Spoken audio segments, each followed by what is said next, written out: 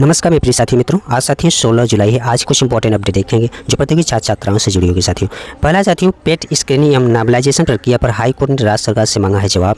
प्यारे साथियों Allahabad high court की लखनऊ पीठ ने उत्तर प्रदेश शिक्षा सेवा चयन उत्तर प्रदेश अधीनस्थ सेवा चयन आयोग यानी UPSSC की प्रारंभिक अर्हता परीक्षा यानी पेट की स्क्रीनिंग एवं नाबलाइजेशन प्रक्रिया को चुनौती देने वाली याचिका पर राज्य सरकार को 2 सप्ताह के भीतर साथियों जवाबी हलफनामा दाखिल करने के साथियों निर्देश दिया है। न्यायमूर्ति राजीव सिंह की एकल पीठ ने करण यादव व अन्य अभ्यर्थियों की याचिका पर सुनवाई करते हुए मामले की अगली सुनवाई 3 अगस्त को निर्धारित की है। और याचिकाकर्ताओं की ओर से अधिवक्ता अभिलाषा पांडे ने दलील दी कि पेट का उद्देश्य केवल अभ्यर्थियों को पात्रता तय करना है, लेकिन वर्तमान व्यवस्था में मैक्सिमम नॉर्मलाइजेशन के जरिए इस स्क्रीनिंग परीक्षा का स्वरूप दे दिया गया है। इससे साथियों 80% पात्र अभ्यर्थी मुख्य परीक्षा में शामिल मुख्य भर्ती परीक्षा में शामिल होने से वंचित हो जाते हैं। सही बात है साथियों, इससे काफ़ी बच्चे वंचित होते हैं। और इस प्रक्रिया के चलते संघ लोक सेवा आयोग की सिविल सेवा परीक्षा में CSAT केवल क्वालिफाइंग पेपर है, जिसमें 33% साथियों इसमें 33% जो है क्वालिफाइंग मार्क्स आपको लाना होता है। CSAT में साथियों जैसे UPPSC में भी है ऐसा, और बहुत सारे स्टेट PSC में भी ऐसा नियम लागू है साथियों। और साथियों इसी के तर्ज पर साथियों पेट में भी इस प्रक्रिया होनी चाहिए। ये ओनली साथियों एक पात्रता परीक्षा है, तो इसमें एक पासिंग मार्क्स निर्धारित करना चाहिए आयोग को। ये साथियों काफ़ी समय से विद्यार्थी मांग कर रहे हैं, लेकिन आयोग एक भी नहीं सुना। प्यारे साथियों यहाँ साथियों हाई कोर्ट ने ये बात बोली है साथियों, और उन्होंने कहा कि CSAT केवल क्वालिफाइड पेपर है, जिसमें केवल 33% अंक प्राप्त करने वाले सभी अभ्यर्थी अगले चरण के लिए पात्र माने जाते हैं। इसके विपरीत UPSSC की पेट में न्यूनतम अर्हता निर्धारित नहीं है, और बदलते कट ऑफ और नॉर्मलाइजेशन तथा श्रेणीवार स्क्रीनिंग के अभ्यर्थियों के साथ जो है असमान व्यवहार हो रहा है। कोर्ट ने राज्य सरकार सहित सभी पक्षकारों को पेट से संबंधित शासनादेश व नीतियों के साथ जवाब दाखिल करने तथा याचिकाकर्ताओं को 1 सप्ताह में प्रत्युत्तर प्रस्तुत करने का भी निर्देश दिया है। प्यारे साथियों ये अच्छी बात है साथियों, हाई कोर्ट ने जो जवाब मांगा है ये बहुत ही अच्छी बात है। काफ़ी समय से विद्यार्थी मांग कर रहे थे कि इसमें साथियों एक कट ऑफ निर्धारित किया जाए, एक साथियों इसमें एक फिक्स इसमें स्कोर पास मार्किंग स्कोर रखा जाए, जिससे विद्यार्थी पेट के लिए एलिजिबल हो सके। 50% ही रख देते, 33% आप नहीं रख सकते CSAT जैसा, तो 50% तो रख ही सकते हैं, लेकिन ऐसा इन्होंने नहीं किया। प्यारे साथियों अब देखते हैं आने वाले वक्त में क्या होता है। नेक्स्ट अपडेट देखेंगे। प्यारे साथियों SSC CGL से जुड़ा अपडेट है, जिसमें साथियों SSC CGL 2026 भर्ती की कतार में 31 लाख बेरोजगार युवा हैं। प्यारे साथियों सिर्फ SSC की बात किया जा रहा है, अगर टीचिंग के देखा जाए तो इसमें भी करीब 25 से 30 लाख विद्यार्थी होंगे बेरोजगार। रेलवे के अलग से बेरोजगार, हर क्षेत्र जो ज़्यादातर विद्यार्थी मान लीजिए SSC रेलवे की तैयारी वही कैंडिडेट करते हैं, ज़्यादातर दोनों करते हैं। इसलिए प्यारे साथियों ओवरऑल देखा जाए बेरोजगारी की संख्या बहुत अधिक है, ये तो कम ही आंकड़े हैं ऑल इंडिया अगर देखा जाए। प्यारे साथियों कर्मचारी चयन आयोग यानी SSC की सबसे बड़ी भर्तियों में से एक कंबाइंड ग्रेजुएट लेवल यानी CGL 2026 एग्जाम के लिए इस साल देश भर में तकरीबन 31 लाख बेरोजगारों ने दावेदारी की है। इसमें साथियों कुल 31 लाख कैंडिडेट आवेदन किए हैं। SSC की ओर से RTE में दी गई जानकारी के अनुसार केंद्र सरकार के विभाग मंत्रालयों साथियों जो विभिन्न मंत्रालयों हैं, मंत्रालय जैसे विभागों संगठनों में ग्रुप B और C के पदों के लिए कुल साथियों 30,94,823 अभ्यर्थियों ने आवेदन किया है। असिस्टेंट सेक्शन ऑफिसर इनमें income tax inspector, excise inspector, auditor, sub inspector, CBI, junior accountant आदि जो है 12,256 पदों पर भर्ती के लिए आयोग ने 25 जून तक आवेदन मांगे थे। साथियों इसमें टोटल जो संख्या है वो बताया जा रहा है, इसमें टोटल 31 लाख अभ्यर्थी इसमें आवेदन किए हैं। पहले चरण की कंप्यूटर आधारित परीक्षा अगस्त से सितंबर में प्रस्तावित है। वहीं प्यारे साथियों दूसरी चरण की परीक्षा दिसंबर में संभावित है। पिछले साल से तुलना करें तो इस भर्ती में आवेदकों की संख्या में वृद्धि हुई। यहाँ साथियों वर्षवार दिया है कितने 2022 में देखा जाए तो पद तो अधिक थे। 2022 में कुल 36,000 पद थे, जिसमें 34 लाख से अधिक साथी आवेदन आए थे। 2023 में साथियों 8,000 पद थे, 8,000 प्लस, तो इसमें 24 लाख से अधिक कैंडिडेट अप्लाई किए थे।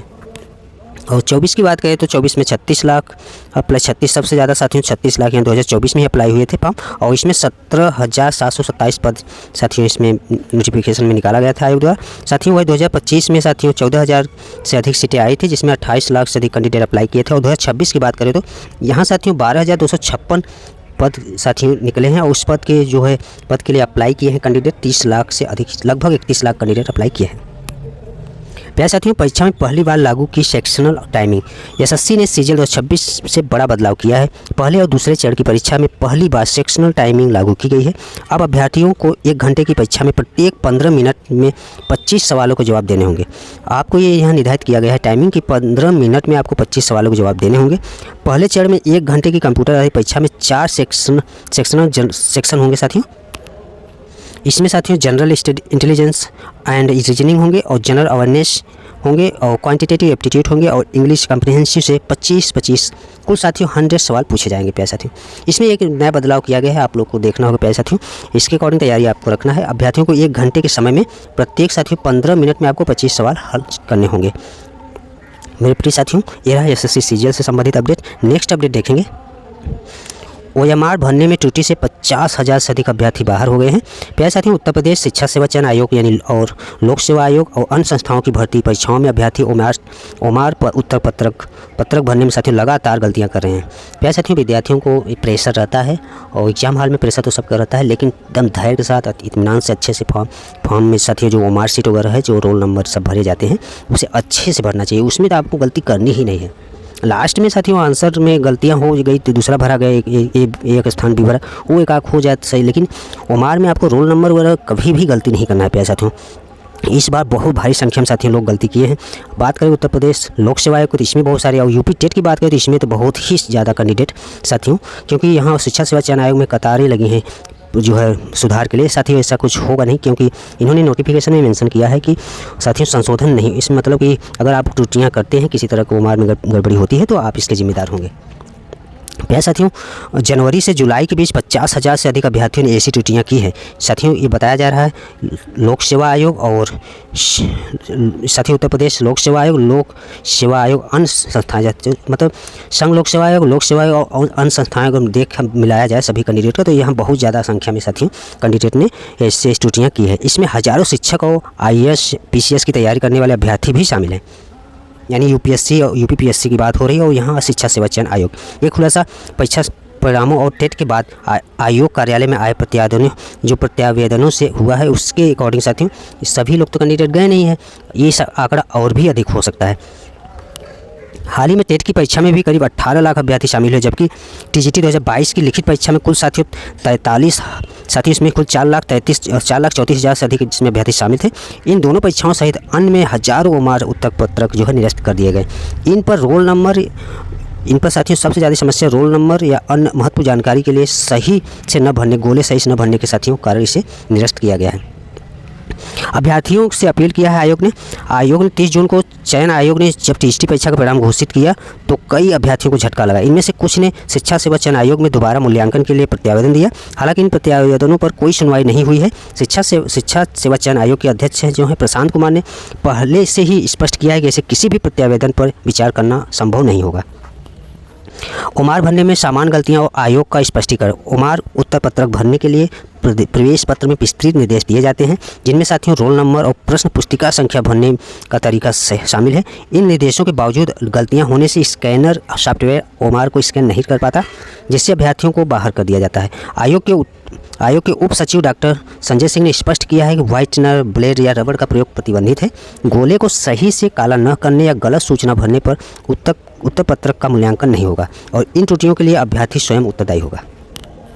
मेरे प्रिय साथियों, आप सबको सबसे बड़ी बात अगर ध्यान में रखनी है तो एग्जाम हॉल में सबसे बड़ी बात यह है कि आपको ओएमआर भरने में गड़बड़ी बिल्कुल नहीं होनी चाहिए। रोल नंबर और उत्तर पुस्तिका जो प्रश्न पुस्तिका संख्या उस पर बिल्कुल भी गलतियां नहीं होनी चाहिए।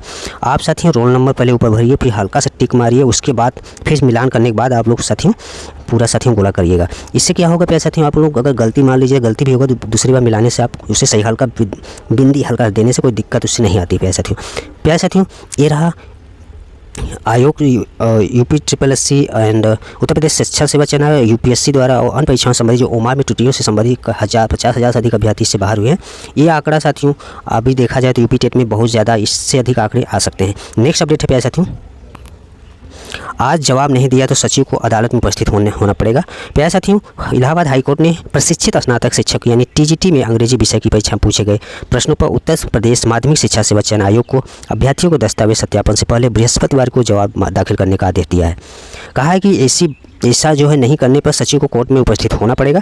यह आदेश न्यायमूर्ति सिद्धार्थ नंदन की एकल पीठ ने आदित्य कुमार सिंह और 17 अन्य अभ्यर्थियों की याचिका दिया है और अभ्यर्थियों की सुनवाई इसमें साथियों 10 बजे होगी और कोर्ट ने 13 जुलाई का आदेश में चयन आयोग के अधिवक्ता को प्रश्न संख्या दिया है 3, 11, 12 और 100 के संबंध में और याचिका के पैरा 31 में उल्लेखित 37 कथित पाठ्यक्रम से बाहर के प्रश्नों पर सक्षम प्राधिकारी से निर्देश लेकर जवाब दाखिल करने का भी कहा गया है। इसमें याचियों की ओर से अधिवक्ता ने दलील दी है कि अभ्यर्थियों को दस्तावेज का सत्यापन 16 जुलाई को होना है। ऐसे में सत्यापन नहीं हुआ तो याचिका का उद्देश्य ही निष्प्रभावी हो जाएगा। प्यारे साथियों, जो बाहर से क्वेश्चन आए थे, आउट ऑफ सिलेबस थे, उसी से संबंधित है। विद्यार्थियों ने याचिका दायर किया है हाईकोर्ट में और हाईकोर्ट ने साथियों जवाब मांगा और शिक्षा सेवा चयन आयोग है वो अगर नहीं जवाब देते हैं तो इनको उपस्थित होना पड़ेगा। ये रहा प्यारे साथियों आज के कुछ इंपॉर्टेंट अपडेट। धन्यवाद।